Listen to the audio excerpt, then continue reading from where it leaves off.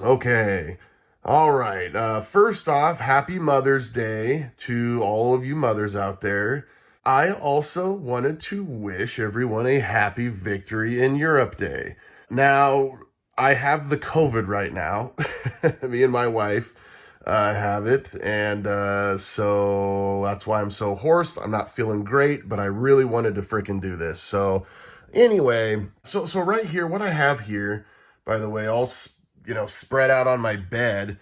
These are pictures from my grandpa from World War II. Now, my grandpa, he actually had a house fire. He took a lot of pictures. I mean, like this picture right here, he took right before he jumped. This is during war, too. This is not during, like, training. He was a guy, he took a lot of photos. So this is what we have left. I mean, that's not very much. Then my dad recently had a house fire, but my dad was able to save some stuff that my grandpa brought back, and I actually have something there. I'll show you guys here in a little bit. But I'll just show you guys some stuff, for those who are interested. I'm pretty sure that this picture was taken when my grandpa was crossing the Rhine River. Because if you look right here, so here's a little, this has got 3 pictures in it. So he took this, took this picture of some other planes crossing the Rhine River. And if you look there, that picture's there. So yeah. So he took that crossing the Rhine River. A bridge too far, right? So this is cool too. Check this out. Gosh, look at that, dude. Look at that. This time it's for real. Free ride across the English Channel. That's so awesome. Man, what those men had to freaking do. So yeah, here, my grandfather is on the right here. I don't know who Pettygrove is. I have met some of my grandfather's war buddies. I actually went to a 17th Airborne Division with him in Philadelphia when I was in high school. So awesome. So freaking awesome. So yeah, here my grandpa would be the second furthest to the left. He's got the gun and the hat on there. That's him there. It looks like they scored on some stuff there. I don't know. This is really freaking cool, actually. I like this picture. I'm just kind of going, there's no order to this. I don't know. This is cool, though. So he wrote on all this stuff here, obviously. So this is him at the beginning of the war. Just a young buck right there. Yeah, he enlisted when he was 17. It's so crazy how different things were back then. He lived in New Mexico and was really, really poor. And he actually, when he enlisted, he chose to be a paratrooper because it paid more money, he told me. In the middle of the war, look at that. This was always one of my favorite pictures. There's a bigger one. This is just some other stuff, some stuff like all on a sheet and whatever. But there's a bigger, this was always my favorite picture when I was a kid because it just looked like something out of Saving Private Ryan. All the rubble, he's got his gun there. So that's a 1944 and the end, 1945, after defeating those Nazi bastards. But yeah, pretty cool stuff, huh? Yeah, check this out. This is cool. Nazi flags. So yeah, my grandpa, some of the other stuff. Oh yeah, I haven't even shown you. I'll show you what he brought back in a second that my dad gave me. But my grandpa actually has identification from like some German officer. He wouldn't talk about it. I think he killed this dude just because, like, with all the stuff, there's a picture of a grave for an American soldier.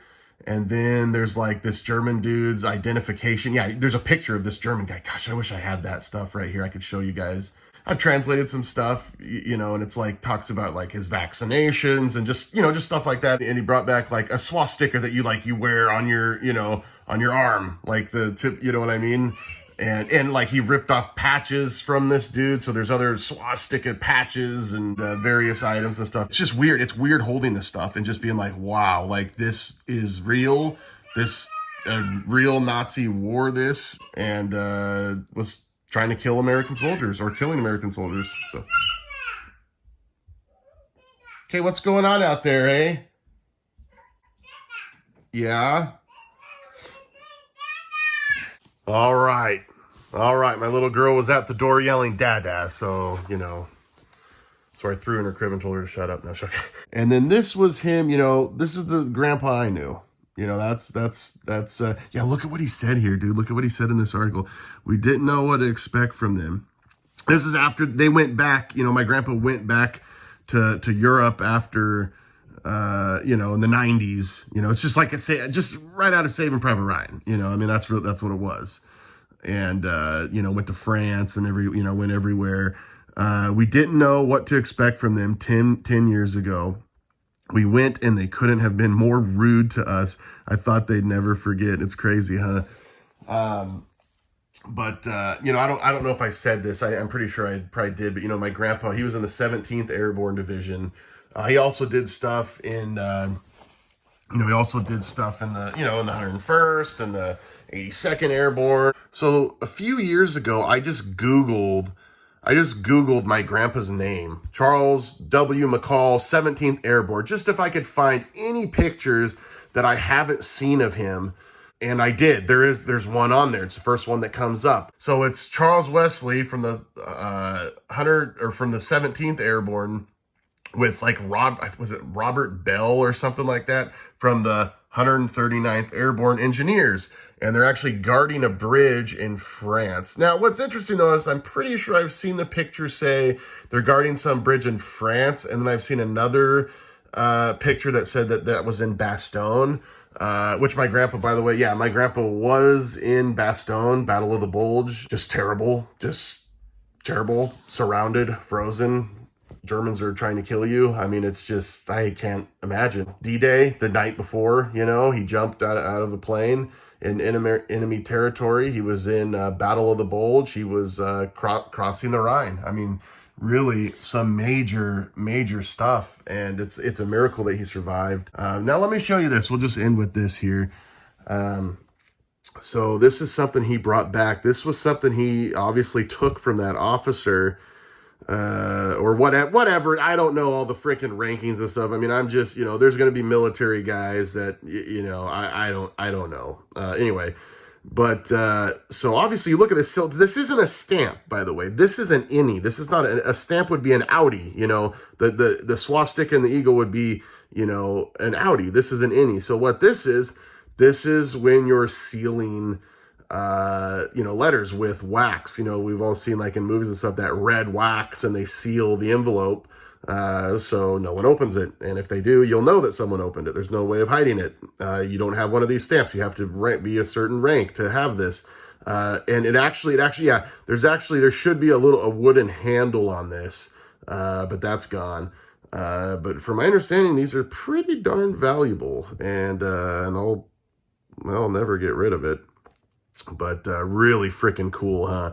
And he's got other stuff, like I said earlier. But anyway, that's it, folks. Happy Victory in Europe Day, okay? God bless everyone. Let's not forget to be grateful for what we have.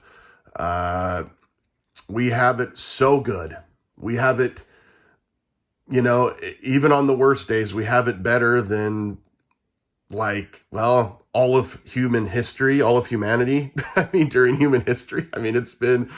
we have hot water, we have electricity, we got iPhones and blah, blah, blah. I mean, you know, we could go on and on and on and on. We have all the food in the world at the grocery stores from all over the world, blah, blah, blah. We know that. Let's just be grateful. Okay, let's be grateful. These men are all heroes. If you're fighting in the military right now, if you're in the military right now, you are a hero.